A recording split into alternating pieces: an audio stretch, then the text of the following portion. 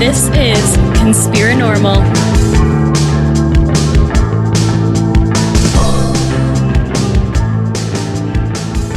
Okay, welcome to Conspirinormal, everybody. Welcome back. Second show of the year. This is gonna be interesting because I've never actually, I think, gotten a guest that was like this weird sequence of events that caused me to have one. Amy Petulla is here with us, guys, and we're going to talk about the Corpsewood Murders. But I just want to say, just like how I actually met you. So I think everybody knows, if they've listened to Conspirinormal, I've been to Chattanooga for the last few months while COVID has been going on. And maybe eventually I'll be back in Nashville. But so I've been doing this little delivery job on the side. I had to my GPS just takes me to the back of this building, right? It took me to the back of the building, not the front. I don't know why. It just did. And I had to walk around, and I had to wait for these wings to be placed. It took 20 minutes. So there's all these people gathered around, and it's the Chattanooga Ghost Tours. And I was like, oh, cool, the Chattanooga Ghost Tours. Well, maybe I'll come and check this out. And Amy, you were sitting there, and I started talking to you, and we were talking about the ghost tour and all that and what you were doing. And I looked over, and you had a little stand with some books in it, and one of them was the book that we're going to talk about tonight, which is your book, The Corpsewood Manor Murders in North Georgia. And I said, oh, I know that story. And you said, oh, that's my book. And I was like, really? Because this had been something that I've been wanting to talk about for a long time. I've heard of it on some other true crime podcasts, and Seraphiel actually went down to that area back last year, and we'd been talking about it for a while. So it was a little bit of an interesting synchronicity that how I met you. So welcome to Conspirinormal. Well, thank you so much. I really appreciate you having me. I got to say, I have never had anyone say, I've never had anyone so weird on my show. Oh, no, he just meant the synchronicity and actually meeting you, I think. I can tell you that we've had weirder people. We've definitely had weirder people. Okay. You're not a Martian secret super soldier. So our claim to be. So therefore that's you're not the weirdest for sure.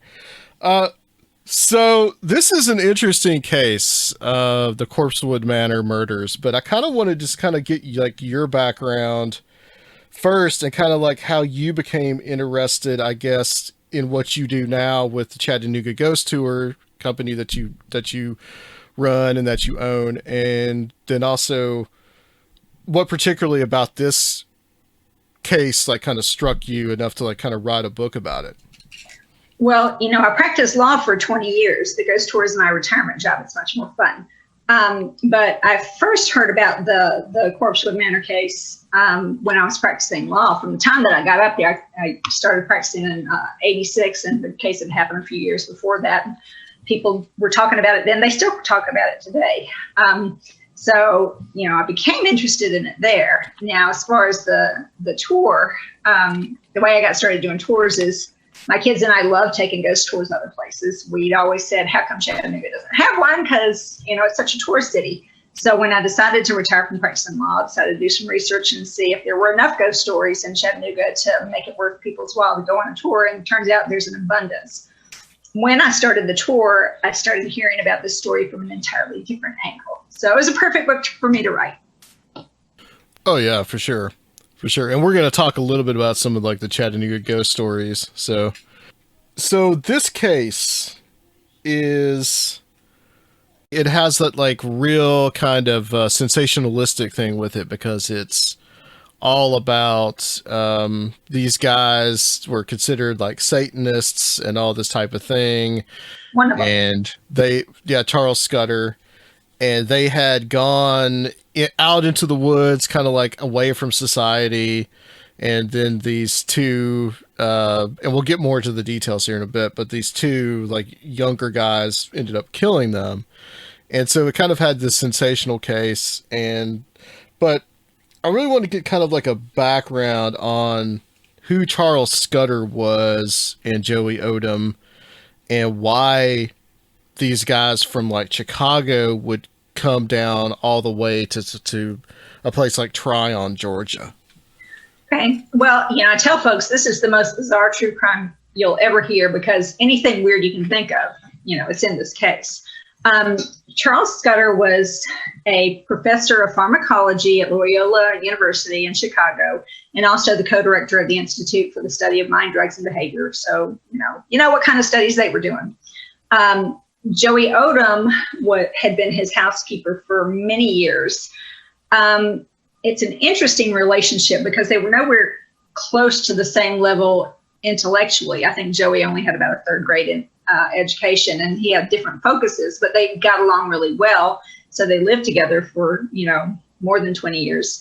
And what happened was, they basically got fed up with the rat race. Charles went up into Loyola on his 50th birthday and resigned. They decided they wanted to live someplace entirely surrounded by national forest. So they looked through several states, and they finally found a piece of property in Tryon, Georgia, which is a really tiny town. It's only like 1,700 people. Shipped down a house full of Renaissance era furniture, which sat in the middle of the woods, covered by tarps for a year, and loaded up the truck with 2 huge mastiffs, 2 human skulls, and 12,000 doses of LSD, and came on down. And it wasn't just, of course, with these folks, it wasn't even just your ordinary Jeep. It had big inverted pentagrams on both sides of it. Now, honestly, I think it's because it had been a military vehicle before, but I don't think that was why they liked it, because Charles was involved with the Church of Satan. So.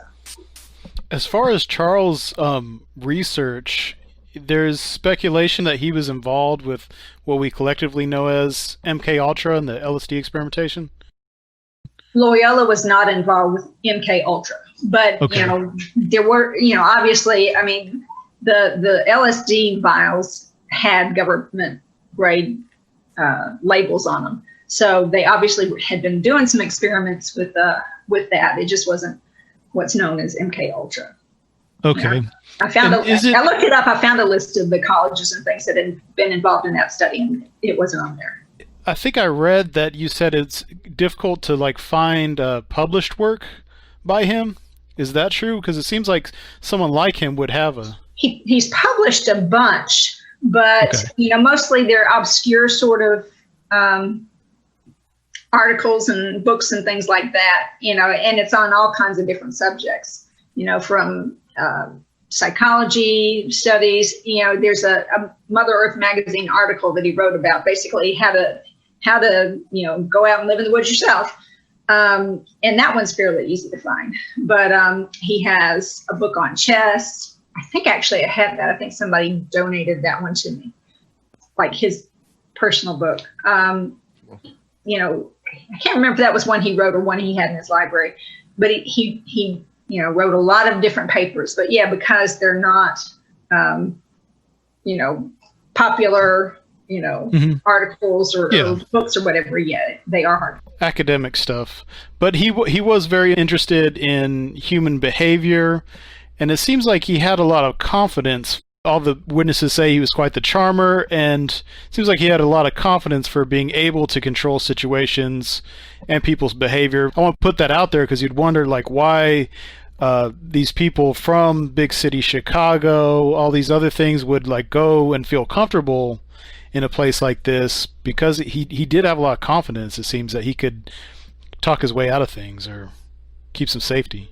He wanted to be off the grid. Like I said, he wanted to live cheap. He was a brilliant man. I would have loved to have known, both of them, and he was very well educated on a lot of different subjects. And yes, was supposed to be a fascinating conversationalist. But there are people that say, that he could convince people to do, whatever he wanted them to do. There are people that would say that, but he was very persuasive. And part of that may have been because he was so interested in human behavior and what makes people tick and what buttons to push to get that kind of action. Because living in a small, and it is a pretty redneck town, when you have pentagrams on the side of your truck or whatever, and there's rumors about you, with drugs or, parties or whatever. He had plenty of people that came up there looking for a fight and, managed up until the end to diffuse the situation every time. And for a little while, he diffused this one. In the late 70s, I mean, people, society was a lot different. People were way more homophobic, and you got to think, like, it would seem that it'd be kind of dangerous to be, in the middle of this place he wasn't really familiar with, but they did pretty good for quite a while. Yeah, like you said, he had a lot of confidence and projected that well, and he got along really well with people. Lots of folks were very fascinated with the idea about him, and then when they went up there and met him, discovered that they actually liked him. So my experience has been with small towns. Small towns will tolerate people they consider weirdos if they're weirdos. If there's somebody who lives someplace else, that's different. But, when you can claim them for your own, it's a little different. And that's the same place that, like, Howard Finster comes from. So there are other examples of eccentrics from the same area. Definitely, yes. Yeah, that was one of the things that really kind of struck me about his relationship to the people that were in the town. I mean, there were people that you could say that were like kind of like good old boys of the time that would just go up there and just hang out with them. And I guess that they kind of like adopted them in to like into the town, basically. Yeah, well, lots of people in the town didn't even know they were there, but the people who got to know him, they accepted them. And Joey, I think, was shyer. I don't think he interacted as much, but Charles didn't turn anybody away who came up there. Now, he wouldn't let most people inside the actual manor, what people call the castle or the house. They had a separate building that he used for visiting with people that weren't as close. So. And they call that the chicken house? The chicken house, right, which was a 3-story structure. The bottom floor had chickens, and the middle floor had canned goods, and they say that it had some pornographic materials in there. I have yet to find any pictures inside the chicken house. That's something that I looked a long time for and couldn't find. And then the top floor had what they call the pink room, which was a room covered with pink shag carpet and mattresses that had pink sheets and no real furniture to speak of, and that was sort of the party room. And so these rumors really started getting around the town of these wild parties they were having, because that is pretty verified, right? That they did have quite the wild parties. Well, I spent a lot of time going through the court file. There are some folks that, more than any other case that I have ever seen, the victims in this case, people are so polarized about them. They want to think they're either angels or they're demons. As far as I'm concerned, they're neither one. They're human, Mm-hmm. So the people who think they're angels, they want to say, oh, no, they didn't have sex with strangers. There are lots of letters in the file of correspondence he had with, some guys in prison for the most part, sometimes some other people, and some of them were really sexual in nature. And it was clear what, those were being invited for. Some of the people who want to think they're angels want to say, no, they didn't do LSD. And then you say, well, there was 3 vials found. One was full, one was half full, one was empty, and the total of those, if they were all full, was 12,000 doses. Oh, well, those were just souvenirs. Honest to God, I have heard that more than one time from people. I think it's a little prejudice to be thinking, oh, they must not have done that, because that's basically implying they were bad people if they had that. And back in those days, I mean, LSD was viewed differently then too. It was more acceptable than what people think now, among intellectuals, among certain groups. Mm-hmm. So, and he was definitely an intellectual. And he had worked with it in his academic career. Right. So he was familiar with it, I want to talk a little bit about his satanic beliefs and kind of like his involvement with the Church of Satan, because this is the big thing that like the case really hinges around. And of course, this happens at the end of 1982. This is kind of like the beginning of kind of like the Satanic Panic era, so it has that tinge to it. But like some of the things that were there on the property that kind of lend to that he was definitely like a Satanist, and what he might have actually, where he actually stood there. Was he like a Levian Satanist? Like what was his kind of status with Satanism? I don't think he would ever apply a label to himself. He, from what I understand, he knew, and conversed with Anthony LaVey before. Anton LaVey. I don't think he was like one of those. There are two different things people mean when they say Satanist. Some of them, they mean devil worshippers, which is not what he was at all. Devil worshippers are the ones who, want to do evil, do the devil's work, whatever. Satanists don't believe in the devil. They don't believe in God or the devil. They're atheists. And calling themselves Satanists is really a way for them to, poke fun at Christians. So, and that was that was what he fell into, not the evil pact or whatever.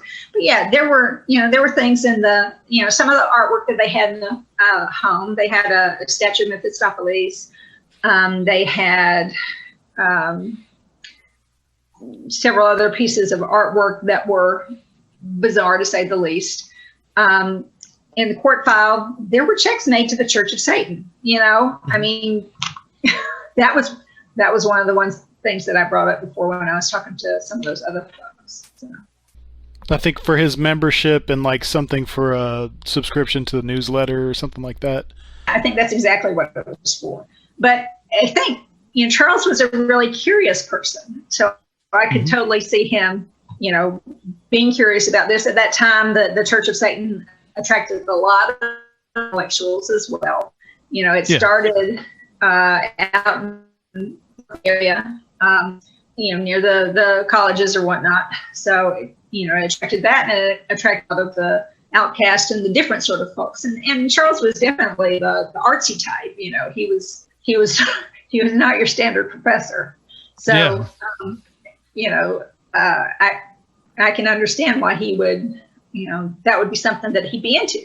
There was like a big stained glass Baphomet and all these things, which, me and Adam are pretty familiar with this stuff, so we're pretty desensitized to it. I was pretty influenced by Anton LaVey when I was young, and but you got to think, in a small town, you can go and Google, the images of the Corpsewood Manor and just see how cool this place was. It's like this castle with these stained glass Baphomet and Medusa like figures, and it's got to have had an impact on the townsfolk who came across it, though.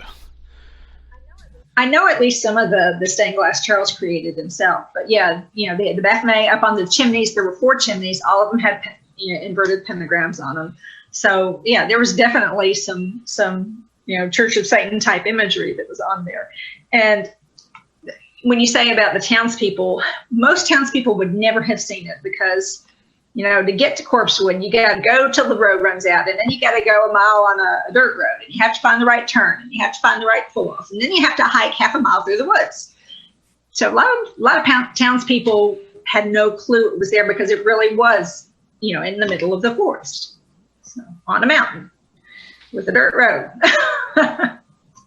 And I guess some of the local teenagers and stuff would buy wine from them, so that kind of started getting rumors out there. I don't think he sold it. I think he just, they came over, then, he didn't card people. Yeah, you want to come, drink some wine with us, have some chats with us, come on, come party.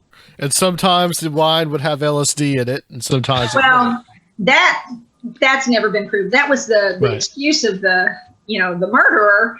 He told his story about 9 times. The first 8, there was nothing about hallucinations or LSD or anything like that until they found the LSD tubes, or it came out, the defense attorneys found out about the LSD, and then suddenly the story changed. He even admitted, oh yeah, I was reading up on LSD in jail. Well, yeah.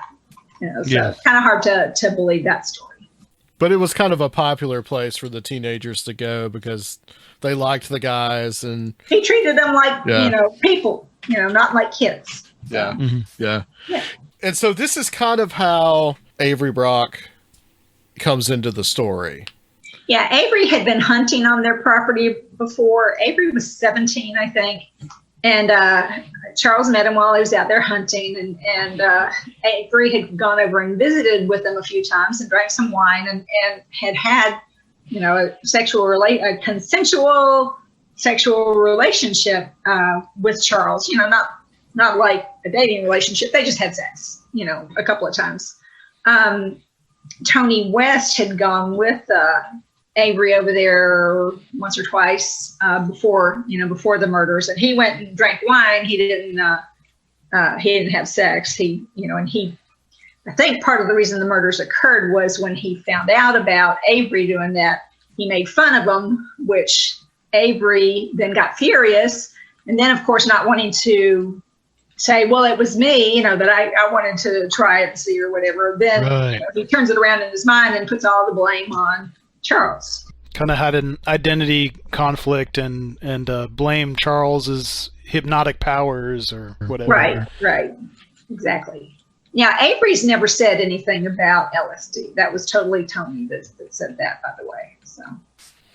And to point out, too, that Charles Scudder had a sexual relationship with Avery Brook. And he was 17 at the time. So, I mean, that's a little dubious. He was 17, but he had been out on his own for a long time. He was definitely an emancipated 17. He had a pretty bad home life, and he had a pretty abusive stepfather. So he'd been living with Tony in this broken down old trailer for a while.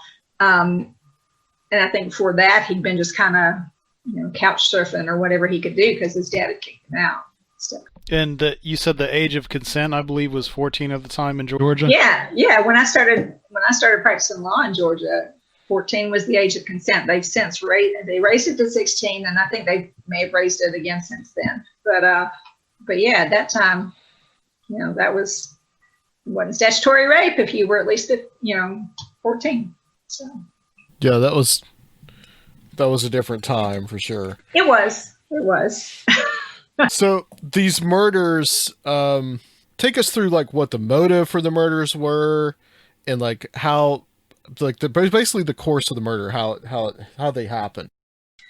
All right. Well, the reason for the murders, like I said, nobody knows that for sure, but I think Tony just wanted. I think his reasons were just mercenary. He just wanted to rob them. But Avery, like I said, Tony'd been making fun of him, so he got madder and madder. And so he's the one who actually came up with the idea, the 17-year-old who'd never been in trouble before in his life, came up with the idea that he wanted to torture him. He wanted to rape him with a soldering iron. There's a little problem with that. In the first place, they thought they were going to find a soldering iron there. They didn't have one, obviously, because they had no electricity. But, I mean, that's a pretty violent, fantasy to come up with. So I think the two of them had different motives. But what had happened is, they went over there on the with the plan to rob them, and whether or not murder was part of the plan is, a different thing. One of them had a cousin. Tony had a cousin, who's Tony's, Joey Wells, who was, young adult. He had a date with a girl named Teresa Hudgens, his first date, and I have no idea why Tony West says, hey, why don't you guys come go with us up to, the place up on the mountain. I don't know if he, thought it would make them more likely to let him into the house or what. I still have never heard anyone come up with a reasonable explanation for that. Yeah, I want to point out that these guys are not like they're not criminal masterminds. No, they are not. Especially not Tony. Tony'd been in plenty of trouble before, and had not learned his lesson from it. Yeah, what was the story about him? Not to diverge too much, but like when he was a teenager, he shot like his 3-year-old shot and killed his, I think it was a 2-year-old nephew. He was basically saying, "Oh yeah, guns don't hurt you," and playing sort of, well, I don't know if he was trying to play Russian roulette, but he pointed the gun right in the kid's face, pulled the trigger, blew his face off. Good. Yeah, I mean, it's a horrible. I mean, what kind of teenager even thinks of something like that? There's so much weird stuff in this case. So much just bizarre. But he did that, and then later he'd been in jail. He escaped. It was just a misdemeanor, I think, because he escaped before he was convicted instead of after. But he was over with his uncle, I believe it was, playing poker, and he got mad about the poker game and shot his uncle. His uncle didn't die, thankfully, but he was just a bad seed all around. The two, how the two of them wound up living together, I'm not real sure, because they were pretty different from each other. Yeah, this was somebody that should not have even been in society. Out on the streets. Yeah. Right. He should have just stayed locked up. And after all this, he did. But it's just a shame what happened to a couple of good guys because he was out. So anyway, the four of them go riding around, and they're basically huffing glue. It's called Toodaloo. It's a mixture of glue and a couple of other things that aren't really very good for your brain. So they were like, hey, let's go up there. We can get some free wine. So they, decide that's a good idea. Pull up there, and Charles comes out.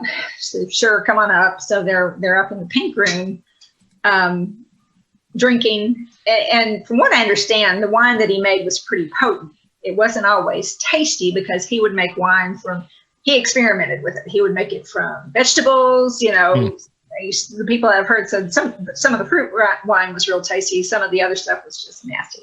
But anyway, it was potent. So they're up there drinking. And then Avery makes an excuse to go out, and he comes back with a rifle. And Charles did manage to originally defuse the situation. He made a joke out of it. He was like, bang, bang, I'll play your game. And Avery laughed, and he put the gun down for about 20 minutes. But then later on, he picks it back up. He ties Charles up. He'd gone into the kitchen where Joey was cleaning up the dishes from supper, and killed both Joey and the dogs, the two mastiffs that were there. The mastiffs were just sleeping. They weren't doing anything to him, but and Joey wasn't doing anything to him either. They just didn't want to have anybody else around they had to deal with. They had been asking before, trying to get an invitation to get inside the house, and Charles was very insistent. No, we're going up to the pink room. So after that, they carry Charles down. They force him to look at what, where Joey was laying there dying. And I think that just kind of, Charles lost all will to live at that point. And blamed himself, for what had happened to Joey. And they wound up shooting him as well. They wound up shooting him 5 times. I don't know if do you want me to talk about the painting? Yeah, well, let's definitely bring that up here, because this is the perfect place. This is one of the weird aspects of this case. Right. There's a lot of weird aspects, but a couple of years before this, Joey had a nightmare and told Charles about it. Charles got up and painted it. And the painting shows Charles gagged with 5 bullet holes in his head. And that's exactly how his body wound up being found. He was gagged with 5 bullet holes in his head. The murderers didn't see the painting. They didn't know anything about the painting. It's just one of the really, really bizarre coincidences in this case. Yeah, it's weird. You can image search that too. And then what did Charles say when he first saw Joey laying there? Like, didn't he say, I asked for this or something like that? Yes, that's exactly what he said. I asked for this. He was blaming himself, because he had, let him in. I'm sure that people had brought up to him before, hey, do you really think it's safe to be as trusting as you are, and to let just anybody in? And he realized too late the dangers of that. If they would have seen the interior of the actual manor, they would have realized probably that they weren't as rich as they thought they were. I don't think so. I think they were crazy. What they really thought was that they had money hidden someplace. So even, and they had lots of stuff. This was a really, really tiny place. I think it was like, around 1,500 square feet on both levels. So, around 750, 800 square feet per level. That's really tiny. But they have a lot of stuff in there and a lot of artwork. So, these weren't super educated people, like you said. They're not the brightest, and they may have seen it and thought they're rich. I mean, I know what they thought. They thought, here's these two guys living in the middle of the forest, without jobs. They must have a lot of money. Well, as it turns out, they kept all of their money in the bank. They would literally, if they went to the store to buy an Eskimo pie, an ice cream bar, they would write a check for it. So, what these guys wound up getting away with is very little. They got a bag of nickels and dimes. They got a sword with a jewel encrusted handle. They stole the Jeep, real smart idea, a Jeep with huge pentagrams on both sides of it. Doesn't stand out at all, does it? Yeah, not at all. And a leather jacket. So they got, practically nothing for the lives of these two men. And they missed the LSD too, which they probably could have at least sold that. Maybe there's some. I've heard some people say it was really degraded. I don't know if that's the case. I've also heard rumors that it wound up getting sold. It wound up finding its way out of the evidence room and getting sold later. I'm not going to say what I believe about that either way, but definitely people say that there's folks that made some money on it later on. But yeah, they didn't find it. It was in a desk drawer. And they didn't take the artwork. And the artwork, some of it was really valuable. I think the Mephistopheles statue, I think was like $10,000. I think it was pure bronze, and then it had gotten like kind of a black patina on it from age. So maybe it didn't look all that impressive to them or whatever. It was definitely worth some, a good chunk. But they probably wouldn't have known how to get it off anyway. No, they wouldn't have known where to sell it. They wouldn't have known that it was valuable. They would have just been creeped out by it. So. Right. Yeah, they were looking for cash. Cash and jewels, if they could find it, anything small and easily portable. So then they go on the run. Mm-hmm. They did. They went together on the run. First they, here they had these two teenagers. Well, Joey Wells wasn't going to be a problem because, he's relative and he's kind of sketchy guy already to start with. Joey Wells has been the subject of a lot of speculation over the years. He has never, I think, spoken about, what had happened other than, in the trial or whatever. And he has, he's been in trouble since, he's been in legal trouble. When I went looking for him, he was in jail up in Cleveland. So I never did get to talk to him. And I don't think he would have talked to me, if he would. But Teresa Hudgens, she's like this, sweet 17-year-old girl who had no idea what was happening. Whether Joey Wells knew what was going to happen, of course, he denied that he did. But Wes said that he was in on the planning of the whole thing. But Teresa had no idea about what was going on. So they had to do something about her to keep her silent so they could get away. So they basically kind of had their relatives hold her for a week before finally releasing her to give them a chance to get away. And then she went to her family and they said, you better go tell the police or they're going to arrest you too. So, so that's what she did. And that's when they, found out what had happened. They'd already, I think, found the bodies by that point because one of their friends had come by and he saw the broken glass and I think he had called the police or whatever, but they had no idea who did it until Teresa came forward. What was that initial law enforcement reaction to the crime scene like? Well, probably some of these guys had heard about the place but never been in it. So, I'm sure some of it was just kind of gawking at some of the, the things that were around, because it was definitely beyond the ken of what you usually see in small town Georgia, the Church of Satan stuff, books about sex, books about, a lot of intellectual stuff too, but, definitely some pornography in there as well.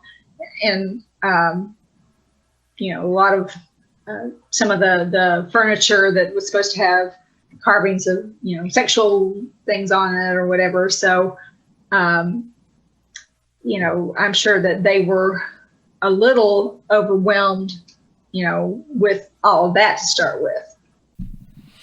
Was there ever any repercussions for that family because they had kept her silent?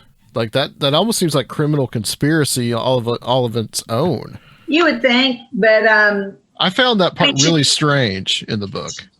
Chattooga County, Chattooga County in the first place is small town. Everybody knows everybody. The sheriff knew absolutely everybody. And, Sheriff McConnell, I'd always heard that part of the reason that he got to be as powerful as he did was because he knew how to let the little fish go to catch the big fish. And that's what he was doing here.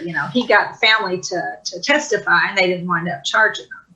So, and I think that happens in small towns maybe more often than, well, I don't know. It probably happens in big cities too, just because they don't have as much time and, to concentrate on the small fish. So, yeah, they need people. And I think Teresa maybe didn't, her family weren't insisting on prosecuting them. What everybody wanted was to have the killers caught. Right. Well, how does she eventually gets away and she's able to, how does that happen? I think you wrote that she used an excuse of seeing some other friends or something and then was able to get home. Right. I think that's what it was. Yeah. And I think probably by that time, if she managed to get away really relatively easily, I think they were probably kind of ready to have her go too. Yeah. So, so she managed to basically slip away from them and make her way home. So, but in the meantime, Tony West and Avery Brock, or Kenneth Brock, were on the run and they were getting on each other's nerves. They had decided, they finally figured out it was a stupid idea to be in that vehicle. So they, for some reason, decided that they wanted to get, I think, a Toyota Corolla. Pulled in at a rest stop, and there was an officer, or a naval officer, I believe, who was in there just sleeping in his car. And they rousted him out and of course, they claim, we wouldn't have killed him except for, he swung a fist at us, so I had to shoot him, But they wound up killing him still in his car, so they'd be a little bit less conspicuous.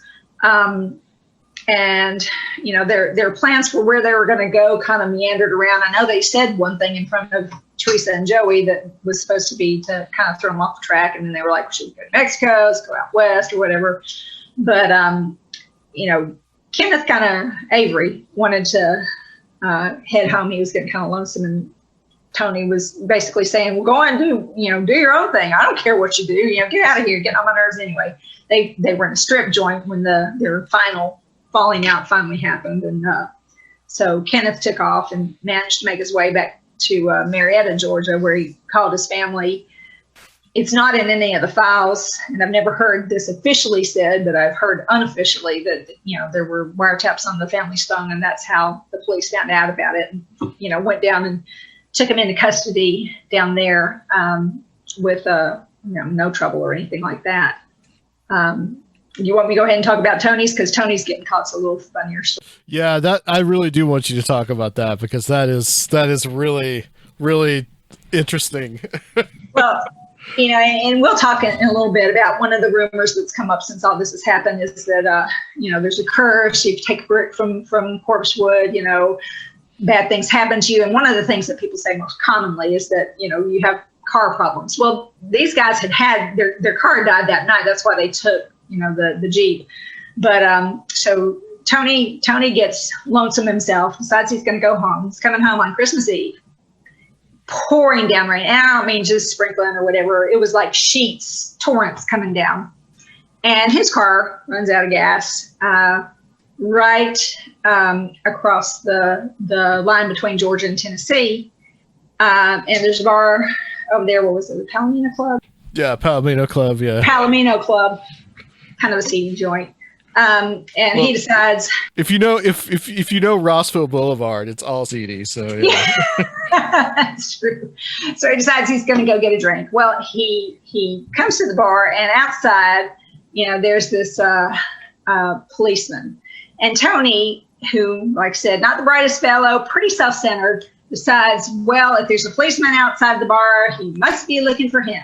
So he comes up to the guy outside the bar with his arms outstretched in front of him, like ready for the cuffs. And the guy's like, what are you doing? He's like, well, aren't you going to arrest me? He's like, well, what for? And he says, well, for murder. Murder, what are you talking about? And he says, I killed those two guys in Chattanooga County. Now, this is a Chattanooga cop. He hadn't heard anything about murders over in Tryon, Georgia. So he runs the NCIC report twice. Doesn't come up on there, either time. So he was like going to let him go. And Tony's fairly insistent about it, and he gets him to call over to Somerville. And they say, yeah, we've been looking for those guys. Yeah. So the guy, takes him to his supply. And it's Christmas Eve. I'm sure he wanted to get home to his family. But here he's stuck with this guy who's insistent that he's the murderer. So, he puts him in his car, takes him down to Rossville, Georgia, where Tony sits in the lobby of the jail, not in the cell or anything, smoking cigarettes while they're waiting for the Somerville folks to come, because it's about an hour away. And, they finally show up. When they get there, they decide, well, maybe there's a problem with extradition or something since he came across the state line. So they drive him back up to Tennessee, right across the line, and make him voluntarily walk back across the line into Georgia to surrender himself to the police officers in Georgia. I have never, ever heard of a murderer who went to so much trouble to get themselves arrested. So it's like a scene out of a Coen Brothers movie. Right. So that's how he wound up getting arrested. So. Yeah, I love that story. For sure. That's one of my favorite parts. So now there's 3 murders on their hands. Right. Charles and Joey, and then Lieutenant Kirby, which was in, I believe, Mississippi. So, there was, that case hanging over him as well. And the judge, Judge Loggins, was very insistent on getting this case tried because it was a huge sensational case. This thing got national coverage. This thing got international coverage. European tabloids were having helicopters fly overhead over the castle because, they had the roads and all roped off so that they could take pictures up there. And they wanted the publicity from it. So he insisted on getting this to trial quickly. So the prosecution had to rush and get everything together. Avery wound up pleading to life, but the prosecutor, Ralph Van Pelt, he's a judge now. I love Ralph to death, but he wanted to seek the death penalty, and Judge Loggins, was basically like, you're never going to get the death penalty for those queers, because that's just how Judge Loggins was. I'm not saying that's appropriate language. I'm just saying that's how it was, which made Ralph more determined than ever that he was going to seek the death penalty. And he got it, when they went to trial. So after that, though, because it had gotten rushed so much, they had a bad pool that they picked the jurors from. It didn't have enough women in it because at the time, Georgia, or that part of Georgia anyway, was using what they called blue ribbon juries. Basically, they had jury commissioners that went out and handpicked from their buddies the people who were going to go in the jury pool. And, believe it or not, it didn't accurately reflect how many, men or women or, black or white or wealthy people or not, were in there. It was not a jury of their peers for sure. So it wound up getting overturned. They finally got the case transferred away from Judge Loggins. Had a special judge that would accept the plea because he tried to plead guilty to life in front of Judge Loggins, who had initially made him think he was going to take it. And, in the middle of the plea, he's like, no, I'm not going to take this. So, but that's how the case finally got wrapped up. And so Tony, after being tried one time, did eventually plead to life. And still there last time. They're both still in jail and still alive. Last time I checked, Tony, I believe I'd heard that. Well, yeah, I know that I'd heard that Tony had AIDS. So, but I guess he's getting medical care in jail. So. Yeah, it seems like such a weird technicality to kind of go back and retry the case. That was definitely something that his lawyer just, I guess, found or something like that. Well, it was something that the DA had warned the judge that he was worried before they ever tried the case to start with that was going to be a problem. But the judge was insistent. He was going to hear this case. They were going to. You said this judge was not concerned with getting appeals or things being overturned later. He always just kind of wanted to have his judgment. Oh, I've heard Judge Loggins say before, well, the appeals courts may overturn me. They've done that plenty of times before, but I'm going to go ahead and do what I think is right. So. He kind of seems like the caricature of an old Southern judge a little bit, A little bit, yeah. And one of the prosecuting attorneys you says was the partial inspiration for Matlock? No, not a prosecuting attorney. Bobby Lee Cook. Defense. Okay. Yeah. Bobby Lee Cook represented one of the families of the victims in the property case, the civil case that came out of it. Okay, that's right. Because there was a big fight, there was a big issue about who died first, because Charles had a will and Joey didn't. And Charles's will left everything to Joey. So if Charles died first, then he had disinherited his kids, then Joey's family would get everything. If Joey died first, then Charles's family would get everything.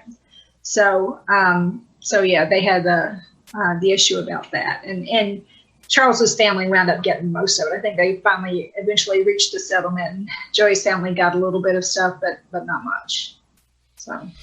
And you mentioned earlier how some of the stories got changed during the trial when the LSD was discovered. The LSD was probably discovered during the search, but the prosecution didn't tell the defense side about it until a couple of weeks before trial. They said, "Oh, we didn't think that was relevant." It kind of is, but whether it had anything to do with this or not, it's one of those things where you got to let them know. And so, yeah, at that point, then, Tony had confessed several times before probably he even got lawyers. But his story changed substantially to, oh, yeah, I was hallucinating and I saw myself rise out of my body and I thought the dogs were little lions. And that's why, although he wasn't the one who shot him, but that's, well, supposedly. And the trees were glowing, all this stuff that was basically based on, when he heard about the LSD, he started looking it up, in the whatever he could get his hands on or talking to people in prison about it or whatever. And like I said, he did wind up admitting that during the trial that he'd done some research about it while he'd been there in jail. And so the story became completely different then. Mm-hmm. So how did the judgments eventually fall on both of them? Like I said, Kenneth or Avery pled guilty to a life sentence, because like I said, he was 17. He was young. He hadn't been in trouble before. Tony was like 40 or something. He was a good bit older, had lots of criminal background. So so like I said, they insisted on asking for the death penalty. He got the death penalty. But after the appeal, after it was overturned, then they wound up getting away from Judge Loggins, and he got to plead to life instead. Because of the jury issue. Because of the jury issue. Okay. Right. Let's move to some of these weird, almost like supernatural kind of aspects to the case. One of the things that struck me was when they discovered the bodies, and I guess it had been a couple of days, but there was kind of like, and of course decay would have set in, but there was kind of like this lingering smell around that area. I know that there's a documentary that was made by these religious right-wing nuts that put all kinds of stuff like that in there about, oh, there's all this demonic stuff around. I don't know that I really remember, because it's been a while since I've read the whole thing, what it was that you were talking about the smell. I tried to watch some of that documentary, by the way. It was pretty painful to watch. But the coolest thing about that documentary, when I very first thing when I started writing this book, I wanted to open it with a quote from the poem Tiger, Tiger, Tiger, Tiger, burning bright in the forest of the night. So I had gone ahead and put that in there. Well, then later on, a friend of mine said, what you ought to put in there at the beginning is the quote from Hosier's Take Me to Church. And I was like, oh, that'd be great. And so I moved it to the middle of the book. Hosier, of course, never gave me permission to use that one, but it stayed in the middle of the book. Well, after I had started writing or whatever, had gotten most of it written, then, I finished this. I know I sent it to my publisher in December. So early November, I finally got to see, right before I was, all wrapped up with it, got to see the documentary, and it had audio that had been made of Charles on the last day of his life, the day of the murder, playing his harp and reciting that poem.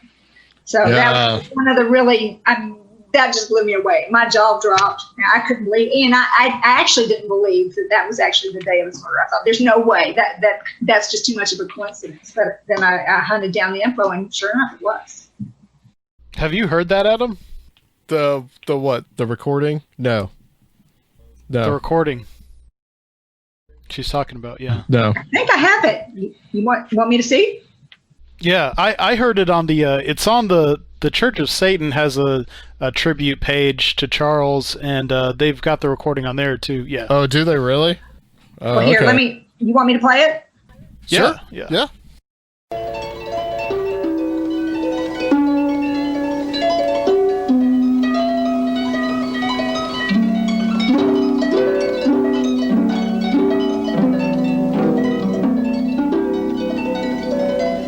When the stars threw down their spears and watered heaven with their tears, did he smile his work to see? Did he who made the lamb make thee? Tiger, tiger burning bright in the forests of the night, what immortal hand or eye dare frame thy fearful symmetry? Yeah, that's haunting. Got the harp going, and that's and when it was one made, of those. Yeah. That day, there's a lot of weird stuff, and then that's a synchronicity itself, in that you were already going to include some of that. Yeah, I mean, it was the first thing I wrote, the first thing, and then to have that come up. But there was a lot of weird stuff when I was writing this book. I would when I went to the library, I had to take, because my publisher needed really, really high-res photos. So I had to take like my printer scanner with me so that I could copy it really high-res. And when I was in the DA's office and taking ones of like the Judith Neely case or whatever of the pictures, worked fine. Went to the Chattanooga County Library to make copies of the pages of that booklet that the newspaper had released back then. Wouldn't work, Went to the clerk's office to make copies of some things that, in the court file. Wouldn't work.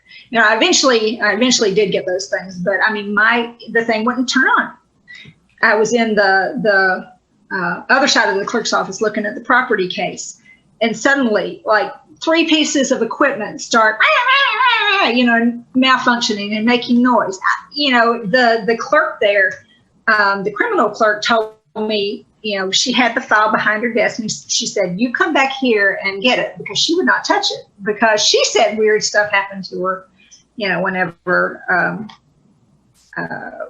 she touched the file. So that's what I did. Every time I'd go over, I'd just go, get it myself so she wouldn't have to. But then the weirdest thing was after I'd turned the manuscript in. You want me to talk about that? Yeah, sure. Yeah. Yeah. I mean, I love this story. I had, I've been working at a computer for months, and, my muscles were all knotted up. So I went to go get a massage. I already sent the manuscript in. And so I'm talking to the masseuse, he's this young guy, and I said, "Oh yeah, I just finished a book." And he said, "Oh, what's it about?" It's like, "Oh, it's about these two gay guys, in Tryon that got murdered." He's like, was that a long time ago? And I said, "Yeah, it was back in, 1982. He said, "Well, I went out there before, when I was a teenager, when I was in school." He said, "Me and my buddies went out on a dare," which that happens a lot. A lot of teenagers, I think, still even to this day go out there on a dare. Yeah. And now, like I said, to get to this place, I told you how complicated it was. And the little parking area, I don't think it would even hold 2 cars. And then you have to hike half a mile through the woods. Well, they said they got there. There's no other car there. But they hiked down through the woods to the ruins of the manor, which had been burnt not long after all this happened. Here's these two, they said, kind of ragged-looking guys sitting in lawn chairs in the middle of the ruins, like around where the dining room would have been. And they chatted with them a little bit. They told them, "Oh, yeah, we come out here on the same day every year." And this was just, and he said that then he and his buddies went, they were exploring in the woods. Some they came back, the guys were gone. He said that the guys had been really kind of disturbed about the noise running up and down the road. Now, you'll remember I said, Charles and Joey came out there because they wanted some peace and quiet and away from the rat race. When they came back, they were gone. They didn't know where they went. There was no car that apparently brought them there, and it was quite a ways to get there. So they had no idea where they came from. Anyway, this was all just sounding too familiar to me. So I said, was this in the wintertime? And he said, "Well, I don't know. It might have been. It was cold out." And I said, "Well, what did they look like?" And he said, "Well, one of the guys was bigger and then one of the guys was smaller." And I said, "Was the smaller guy blonde and the bigger guy had dark hair?" And he said, "Yeah." And I had a picture in my car that at the time I thought it was Charles and Joey. Turns out it was Charles and some other guy. But I thought it was, the two of them at the time. So I brought it in, and the guy's jaw just drops. He says, "I don't know who that, the dark-haired guy is, but this, the little guy, blonde guy, that's the guy we saw in the woods. He's even dressed kind of like what he was dressed in." And what makes me really believe that one, a lot of people tell ghost stories, but this guy didn't think he was telling a ghost story. He thought he's just telling me about these weird guys that he met out in the middle of the woods, So after he said that, I told him, these are the guys who were murdered there, and his jaw just dropped in. So it was, wow. That was one of the most bizarre things that probably happened while I was, researching the book. Well, since he said it was the winter time, do you kind of speculate that could have been? Yeah, I thought it might have been the anniversary of their death. That's why I asked that, Yeah. So, that's kind of what I thought. This is definitely the type of stuff we like to talk about. Is there any other strange experiences around this? You almost had an occult detective chapter doing all this. Yeah, well, yeah. There have been rumors ever since then, like I said, of curses and ghosts and giant strange creatures. The curse, they claim is that if you take anything from Corpsewood, you're going to have bad luck. And what a lot of people like to take is a brick. And there's a whole big old pile of bricks that people have brought back because they took it and they had bad luck and, took it back. Some of the people I know dug up some of the bushes, and I don't, those people, I think I know I heard at least one of them say that they burned it or something. One of the police officers who was there the night that they found the bodies was bound and determined that he was not going to be there after dark. Well, of course, he wound up getting stuck there after dark because, you know, when you got a murder investigation, you do whatever it takes. And on his way out of there, according to him, I forget, it was the transmission or the carburetor fell out of his car. I didn't even know that was possible, you know. There's one of the guys that I talked to who was, you know, they were like neighbors and were, you know, friends, whatever. His dad knew him. He was a kid at the time. But he said that Charles had, during his lifetime, had been trying to talk the guy into selling him his car. And the guy was like, no, I'm going to sell my car. And Charles says, you're going to want to sell me your car, you know, before long. And later that day, according to the Sun, you know, I wasn't there, so I can't vouch for it, but all 4 tires fell off the car. You know, just lots of weird stuff. I took out my obelisk out there and got a lot of words like, you know, about scared, you know, terrified, run, dogs, you know, a lot of things that could have been associated with that. I don't think I think for a while, you know, a lot of people said there were a lot of bad things that happened for a while. I haven't heard of anything, bad things happening since Howard Finster died, you know, and that's why my book originally kind of did a contrast between Paradise Gardens, you know, and Corpsewood Manor. You know, there are some people, you know, Mark Fultz, who's a friend of mine, you know, and he's a psychic and paranormal investigator that was around here before. You know, he swears that he knew some of the actual devil worshippers, not Church of Satan, but some of the devil worshippers that had befriended, you know, Charles before. And he says that, you know, Charles had invoked a demon. I don't know about that. You know, I've heard people contest that or whatever, but sometimes people do things in jest or for fun that, you know, wind up having some bad consequences. But like I said, since, you know, Howard was, he was doing God's work in his painting. You know, I don't know how much you or your listeners or whatever know about Howard Finster. He is a nationally known folk artist. His work's been displayed at the Smithsonian. He lived in Tryon, you know, this town of 1,700 people too.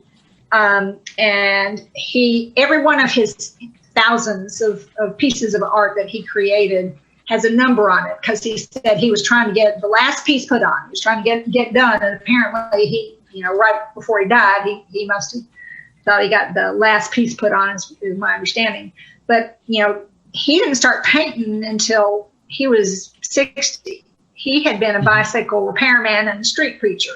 When I first heard about Howard Finster, you know, it was when I was in the courthouse and they'd be saying, that crazy Howard Finster out there, you know, there you go, out there preaching on the courthouse steps again. Somebody go do something about that.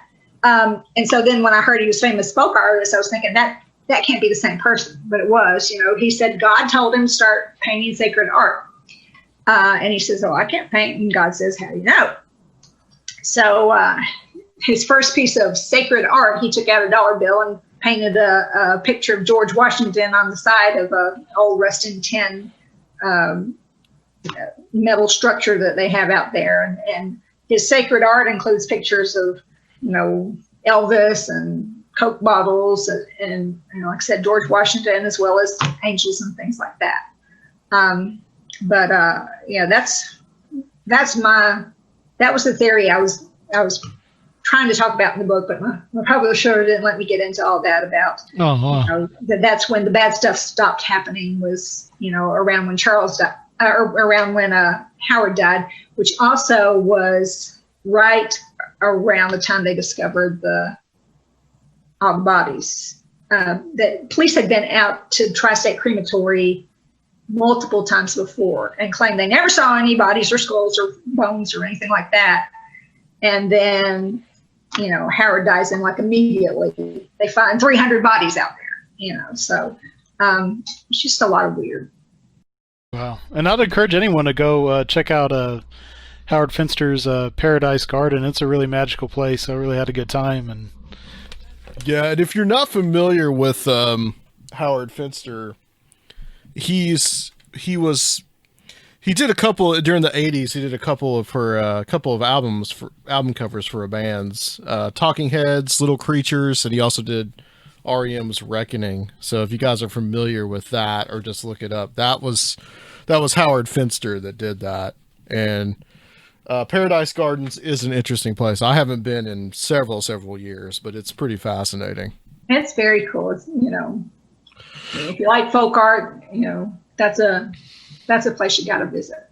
And he's he's similar to a lot of UFO contactees too. It's under, he says he saw angels, but a lot of those types of things are, we explore similarities in accounts of angelic beings and UFO accounts also, things like fairies and even other creatures and things like that. Well, yeah, a lot of his pictures have the classical angels, but if I recall, some of his pictures definitely look a little bit like UFOs too. So, he has he's got a few flying saucers in some of the paintings too I've seen.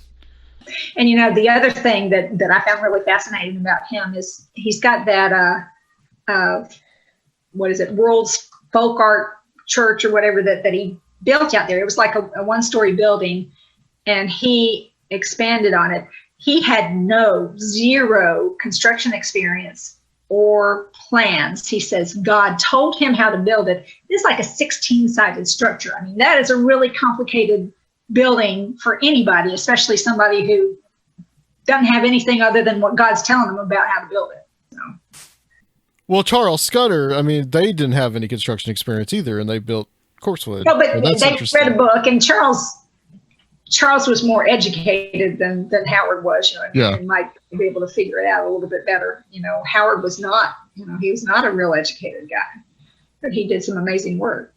When Howard had his vision about, God telling him to paint sacred art, what he was doing, he was repairing a bicycle, and he got a little smudge of white paint on his finger, and that's what worked into, whatever, and that's what started talking to him, was that little smudge of paint on his finger. That was God talking to him. So.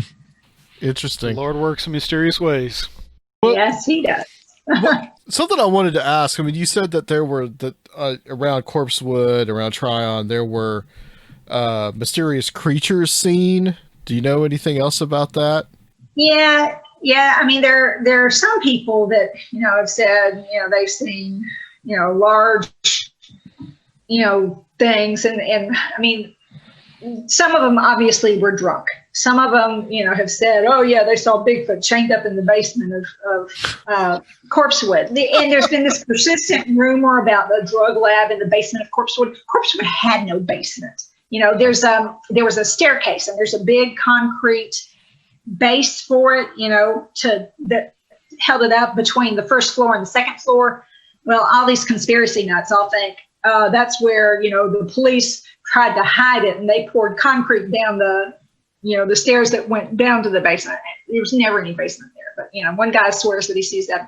But there was one guy that had been like a pretty federal level, police officer or something like that, not the drinker type, not the hallucination type, who had told me that he saw something out there. Now I didn't have any way to explain that one away. There was a sign that said "Beware of the Thing" on the property, right? Right. Kind of familiar. That was kind of, I think, a joke, like an Addams Family, reference. Right. Some people think that was a reference to the dogs. Now the dogs were huge. People had said that at least one of the dogs standing on 4 legs, that its head would be up at your window level. That's pretty daggone. That's like horse size. Yeah. And apparently they were really well trained to not let people out of their car unless Charles was there. They didn't attack or anything like that. They probably would have if he told them to. But they did their job. They were guard dogs, as well as pets. And so some people have said that it referred to that. But I think it was like a little piece of fun about the Addams Family. So yeah, bull mastiffs they're pretty intimidating.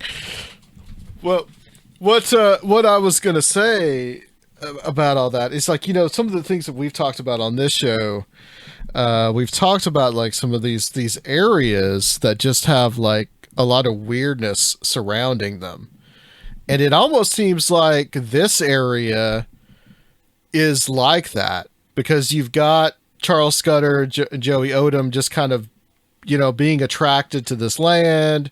They come and they build the house on it. You've got Howard Finster, the Roy Marsh, the Tri-State Crematorium stuff, the weird murders that have happened there. We haven't even touched on the dismemberment in the gas station, and just all these kind of weird stuff and these strange creatures that have been sighted and all this. Like, is it? I wonder if it's possible that area is just kind of this weird nexus of this stuff.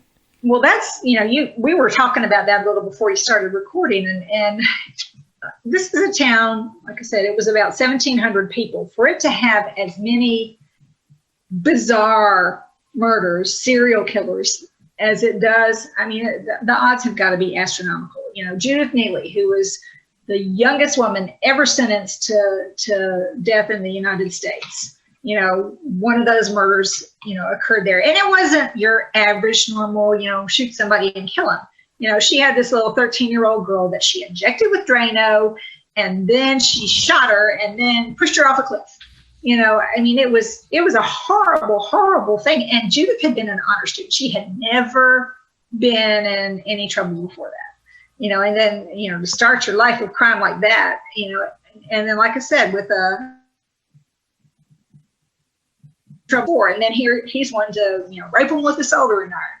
And then the case that you're talking about, what's the guy's name? Anyway, I'll remember his name in a minute, but I can tell you about the case. This guy's like Howard Bissell.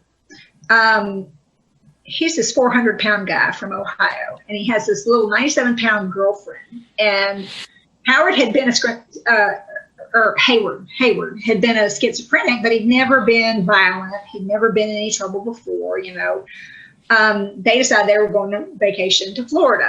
Well, the voices in his head started giving him directions, and they wound up in Triumph, Georgia, where this man who'd never been in trouble before proceeds to, first they go in the convenience store. There's videotape of them going in the convenience store, no problem, whatever. They're parked in this gravel lot right next to the convenience store. So as soon as they go out, he goes out there, he cuts off one of her arms, one of her legs, cuts her heart out. And then later on, he goes on a killing spree in Alabama immediately after that, and it's this huge, awful ice snowstorm. When they finally catch him and they're talking to him, one of the cops is saying, "Hey, I think he's got a finger in his pocket." Turns out that's not what. And the police officer's like, "Oh, we'll just leave it there for right now." I mean, my God, they're sitting there interviewing him, and they're saying, "Oh yeah, let him keep that finger in his pocket." And so during the interview, he pulls the thing out and starts chewing on it. It is not a finger. It is her esophagus. So, I mean, just bizarre. And then, like we said, Tri-State Crematory, bizarre. Just lots of bizarre stuff that seems to be around a nexus in that, or did at least for a while seem to be in a nexus around that tiny town. It's kind of stopped. I think that Corpsewood's a real peaceful place right now. But up till Howard's death, there was a lot of weirdness. And I was telling you before we started recording that I went to that gas station, and unbeknownst to me, that had taken place there. Yeah. Make sure to put a photo of it in there so you can track it down if you're doing your own little investigation. It's interesting that it stops with Howard Finster when Howard Finster dies. Well, I think he was sacrificing. He was giving God his life and doing God's work. And he's the one who said, I need to get the last piece put on before I die. And from what I understand, he believed that he had shortly before his death. And so I think that I think it was a sacrifice thing, and the bad stuff stopped happening. That brings a whole new dimension to Finster. Yeah, it sounds like he was maybe like transmuting the negative aspects and energy maybe into something positive, and then You get an end to all the negative stuff. Right. Something. I mean, I can't sit here and say it's true, but it just seems the whole area, all the stuff that happened around there is so weird that just made sense to me. That's why you find a timeline in the back of my book. Like I said, my publisher made me take out a lot of that stuff, but if you look at the timeline, you can kind of get the idea of what I was talking about. So. Yeah, there's some friends of ours that do a podcast called Penny Royal, and they talk about their hometown of Somerset, Kentucky. And it's kind of similar. There's a lot of weird murders. There's just weird stuff that happens there. And so as I'm reading this book, I'm just like, wow, this sounds a lot like what goes on there. And Adams, Tennessee is very much, I think, is kind of similar with the Bell Witch stuff. There's similar mythology because with the Bell Witch case, I mean, people say if they take something from the cave, they'll have bad luck. People say if they take something from Corpsewood, they'll have bad luck. So I find that interesting too. Just the similarities there. Yeah, I've been up to that cave before. Don't ever go if it's been raining a lot. You're basically walking through a creek. So real quick, I got the timeline here, and you've got 76, Howard Finster has a vision to create sacred art. 76 through 77, Joey Odom and Charles Scudder moved to Tryon. 82, the Marsh family moves to the Tryon State crematory grounds. Also 82, Scudder claims to create a demon. 82, Finster buys World's Folk Art Church and converts it to look like a giant wedding cake. 82, Judith Neely and Alvin Neely go on their murder spree. December 82, Scudder and Odom are murdered.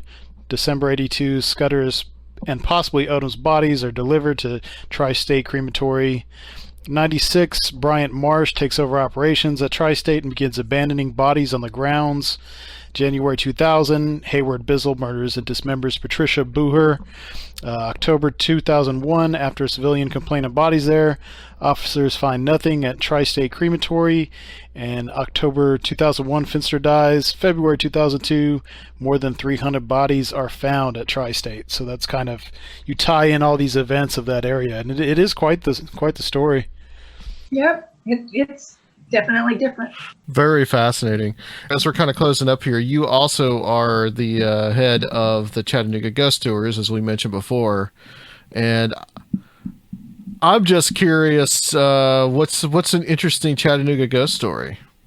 Let me try to think of one that's not on the tour and maybe is not one of the more common ones that people know.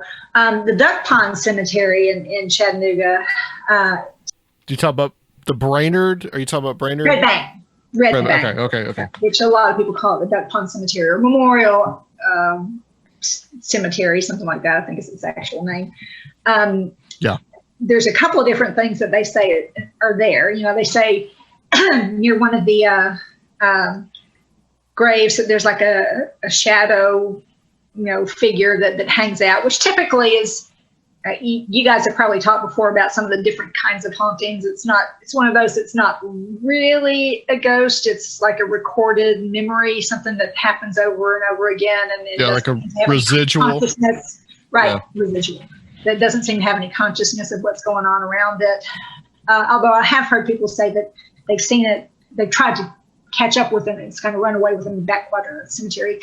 But then there's also a story that a security guard who'd been there for 20 years, got run out and came back only in the morning to get his stuff and leave and never come back when some strange creature was up in the tree near the guard shack menacing him and then chased him all through the cemetery. So a couple of interesting stories of that one. Interesting. On our tour, the underground Chattanooga site has always proved really active still. We didn't know for the first 3 years that we were doing the tour, first 4 years we were doing the tours, that it had been a undertakers back in the old days when they still called them undertakers. So that made it make a lot more sense about why it's so actively haunted. We've had a lot of things happen there. Okay. And where can people sign up for the tour if they want to come to Chattanooga? Yeah, ChattanoogaGhostTours.com. Right now, we're only running one tour and one hunt. It's our best tour, which we've won a lot of national awards with. It's a murder and mayhem tour.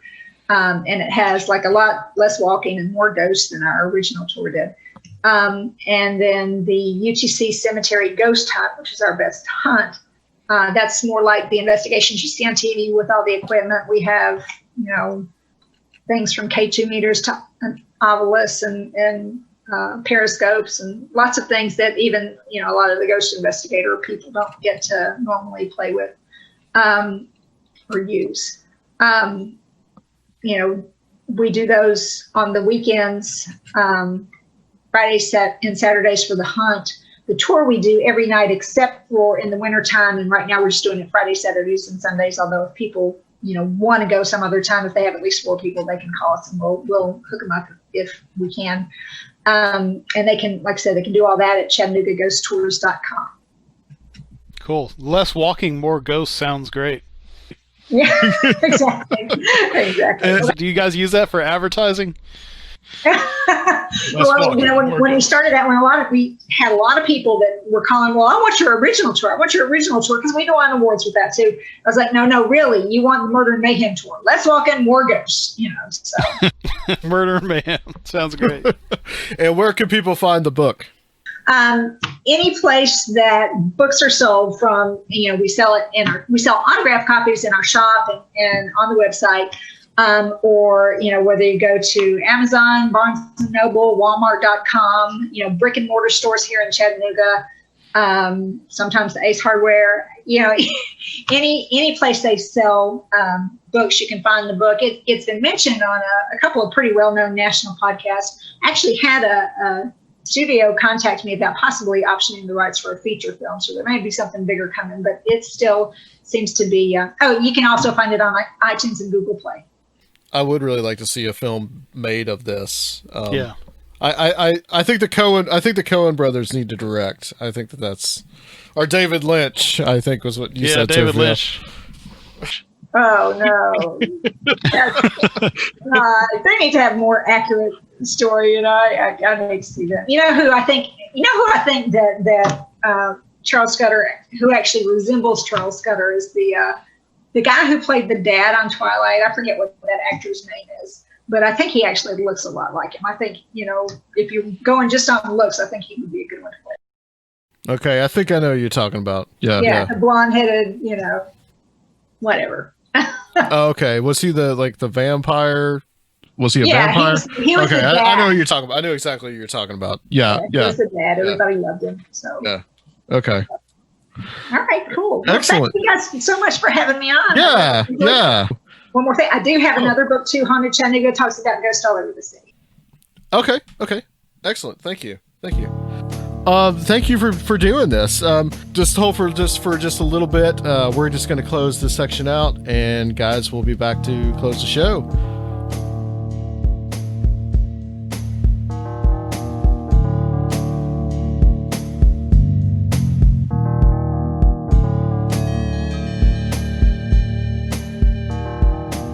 All right, welcome back, guys, to the show. We'll do a brief outro here, as we always want to do. That was a very good interview with Amy Petulla about the Corpsewood Murder Manors. Really impressed by that, and we kind of dug into the case and some interesting things about that area that I never thought of, and the connections to Howard Finster and all that. There's some interesting she brought up some interesting stuff that it could have happened. Yeah, and even though Charles Scudder was, some kind of Levian Satanist, there's definitely a lot of supernatural happenings around the murders, it sounds like. And that stuff is really wild, including she had quite a few synchronicities during her research and writing of the book, which is probably my most favorite part of the whole interview. Yeah, Yeah, that was very, very interesting with the William Blake poem that he was reciting, and I think you're gonna insert that audio. So, interesting to me was did he claim that he summoned a demon? So even though that he was LaVeyan Satanist, which is mostly really is an atheistic philosophy, as I understand it, could he have been dabbling in some other things? I mean, I don't think it's necessarily always mutually exclusive. There's plenty of people from that scene who believe in magic and believe in supernatural things, but it just wasn't articulated as some kind of dogma by Anton LaVey. But sure. A lot of people have really been trying to rehabilitate LaVey in a magical light, saying that even though on the surface he says he was an atheist, etc., things are a lot more magical and esoteric than they seem. Mm-hmm. So who knows? I mean, where would Carl Abrahamson fit in on that, do you think?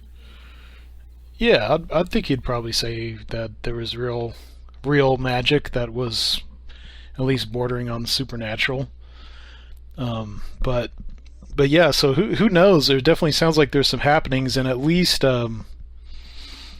he was very persuasive and good with manipulating human behavior. Dr. Scudder. It's kind of sad. I think some of this might have come from, like I've expressed to you, an overconfidence in the ability to control people. And, this wasn't even because they were weird for the town or anything like that. It just boils down to greed pretty much, and some, hard up dumbasses just robbing them, Right. It's kind of an opposite in the whole narrative of the Satanic Panic, right? Because, it's usually the Satanists that are the ones doing the killing or the sacrificing or whatever stuff that they say happened. But before our modern era where everyone can just look up, what happened. I mean, think about how the urban legends must have been in the area. Right. I'm sure for at least it's still pretty huge there. I worked with a girl just recently when I was up in Nashville still, that she was from that area, and she talked, and I asked about the Corpsewood, and she was like, oh yeah, you don't go up there. That's where the Satanists were and all this. So it's still very much like a part of the urban legend in that area. Right. People are really legend tripping there, probably a lot of teenagers, metalheads. Right. Yeah, it's quite the story. I always feel comfortable in small towns. I just don't see how you would want to be out there with those kinds of beliefs and lifestyles. It's just they definitely have and it's interesting to me just how Charles seemed a very gregarious person, but yet he wanted to get away, and once he got away from society, he just welcomed people in. He still wanted to be social. He still wanted to be gregarious with people. And apparently there were other things going on. But I don't know. It's interesting. It's interesting to me. And also the whole theory about the land being, there's something going on there in that area. Was he perhaps maybe even just subconsciously attracted to that area? What was going on there? Did he dabble in something? Did he unleash something? I mean, you never know. The whole thing about the smell, apparently there was a smell that lingered in the area for days and days, and the police were it wasn't really the smell of decay, that's something that they would have been used to in their job. But they talked about it for years afterwards. And apparently flies gathered in the area too. And I remember also I think the sheriffs at the autopsy all shared with each other that they felt, some kind of extreme sense of being watched and some kind of presence when they were around the bodies too. Yeah. So that was pretty weird. Yeah. So was Finster maybe even subconsciously responding to that? Or cleansing, like alchemically transmuting all the negative vibes of the area. That's something by cool building to think about. Paradise Gardens. Was that what he was doing? Yeah. Interesting. I think there might be more to Scudder too. I know she says that Loyola wasn't involved in MK Ultra, but being involved in LSD experiments back then, he might have been privy to some stuff too. Like, who knows? Mm-hmm. Without getting too conspiratorial, I'm sure people have already gone there with that and put him in league with like people like Aquino and other other types who dealt with mind control and were involved with the Church of Satan. Well, I mean, you're already in the Church of Satan, so you're already messing around with weird shit anyway. So, I mean, it kind of is what it is. I don't really, interesting little crossovers there. Okay, well, I mean, I think that's it. Unless there's anything else you want to add, we're about to record that's just great. We hope to keep in touch with Amy Petulla. And I guess she's got the whole ghost tour down there too. You should probably check out one of those ghost tours. Yeah. Definitely. So we're about to record our Patreon episode, but we'll be back soon next week with Timothy Renner and Joshua Cutchin talking about the second part of Where the Footprints In. But before we go, we do want to remind you about Patreon, and I guess Surfiel, you can let everybody know what they get if they join up. Well, you can go to patreon.com. We have instituted our new tiered system, where at the $5 level you start getting access to these weekly episodes that we are making sure to put out every week. You also become a member of a secret society called the International Order of Conspirinormalists and will receive your large button to display your membership. At the $10 level, you become a member of the Mystic Crew. And in the Mystic Crew, you have access to these episodes. You get another button, so you get a total of 2 buttons, and you get access to our monthly hangouts, one of which we are going to be having really soon. We'll let everybody know. And at our $20 level, the Ancient Circle of Strange Realities, you become an adept in that. You receive your button and an exclusive Patreon-only t-shirt with the alien head with the fez on it. That's not available on our TeePublic site. And you get access to last year's and the year before's Strange Realities conferences that you can watch on stream, as well as future discounts and a VIP experience at the Strange Realities conference in 2021. Yes, and to add to that, the Strange Realities level, the $20, I am actually giving out for a limited time until I run out of them, the Strange Realities 2019 t-shirts, so you will be receiving those as well. And also Strange Realities 2020, those presentations I will be putting up soon start to put those up soon on the Patreon feed too. So that'd be for the $20 people. So this is all going to be a lot of fun, and hope to see you guys on Patreon, interact with us, and welcome to all the new people and the people who have upped their pledges. Thank you very much. Yes. And we hope to join everyone else on there. Remember, you can still join for $1 if you want to, and you've got access to everything from the end of 2016 to the end of 2020, but you will not have access to anything that's new. For that, you got to become a $5 member. So I think that's it. We're going to close it out. Remember, iTunes. I haven't seen any iTunes reviews. Give us a 5-star glowing review. Tell us how much you just love Conspirinormal. And also, YouTube subscriptions would be nice. Haven't gotten any of those in a while at Conspirinormal Podcasts. So I think that's it. If you're a Patreon, come join us at the end of this week. We're going to have a Patreon episode, and we will be back on Conspirinormal.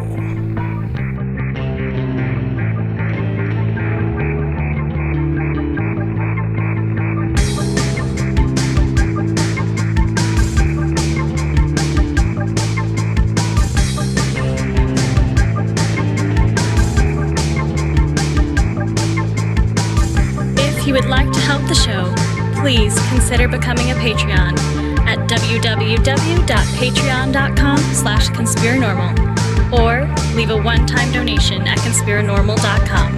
And please check out our YouTube channel, Conspirinormal Podcast.